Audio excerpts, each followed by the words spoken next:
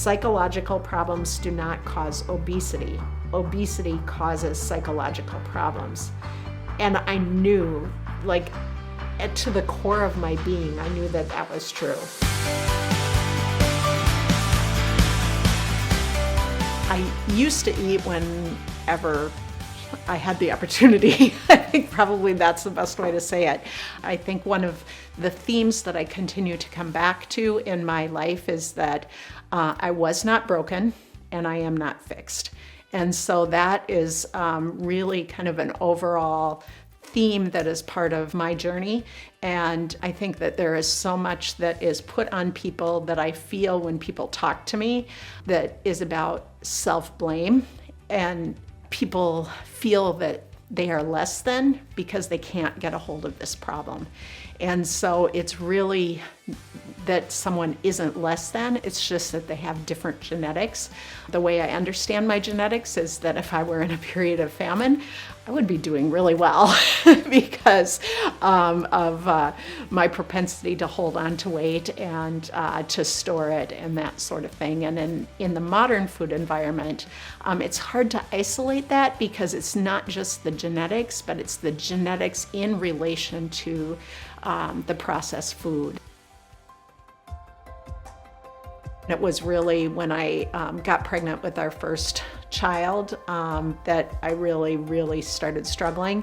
I was very sick in my pregnancy. I gained a lot of weight in the first half of my pregnancy, couldn't keep food down except for things that were really bad for me, and the cycle kind of continued. I struggled with parenthood and some of the challenges that came with sleepless nights.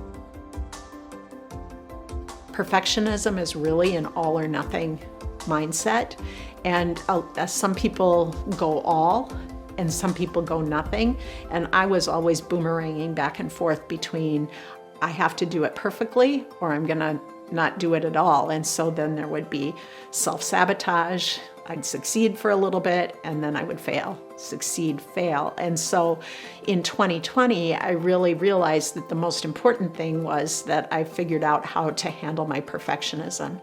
And I created a document actually that really laid out kind of the parameters or the rules that I had to follow, because I knew that I had to let myself fail.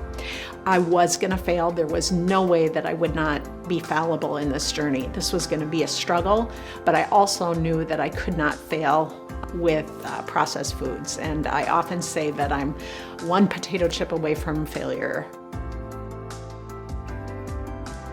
But I didn't find that happiness until I really got the anorexia piece figured out. To me, anorexia was something that you either had or you didn't have.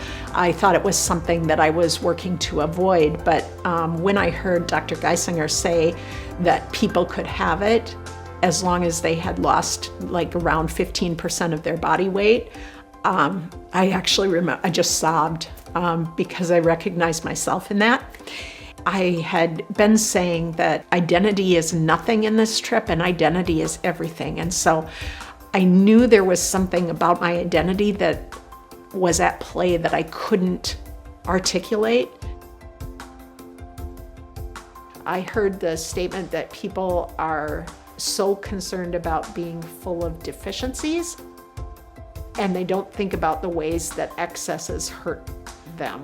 And so I shifted my thinking on that and started thinking about how excess was hurting me versus what deficiencies I had. Now, kind of combine that with what research I was doing about, like, I can look up apples and I can look up grapes and I can look up kale and I can look up collards and I can look up, soybeans. I can look up any food I want and see the nutritional profile. And when you look at all of these foods individually and read about what they offer to health, there is a convincing argument to be made for eating a lot of fruits and vegetables. Greens and beans particularly take away a lot of the scientific cravings. Now, the emotional cravings can still be there, and those can be hard to manage, but I always approach it scientifically first, and I have learned that the science of my cravings is far deeper than I ever imagined, and the emotional eating is much less than I ever imagined. One of the concepts that's really important to talk about and to know about is neuroadaptation. And we neuroadapt to food taste. So as I have removed these things, whole foods taste different and better. And I can now taste that celery is one of the saltiest foods. I can taste some of the sugars that are in leafy greens. And I taste an apple so much differently now than I tasted it when I was eating highly addictive foods. They taste so much better and sweeter and good that I don't really feel like I'm missing things. And I find that if I were still incorporating 10 potato chips a week, I think, to go to my trigger food, I don't think I would be able to taste some of these other nuances and flavor that I can taste now. I would say probably the greatest joy of my new self is the ease in which I can move and the joy that I find in movement and exercise and doing things that were off limits to me before. The journey that I have been on, a lot of it is situated in struggle. It's also situated in successes. It's hard to do this journey alone, and I have had help in my journey and want to also be a resource to help others in their journey. And that is really how things have happened for me and for others that I've seen in this. We take turns helping each other, and that support can be a very powerful tool in stringing together a lot of small decisions that lead to big successes.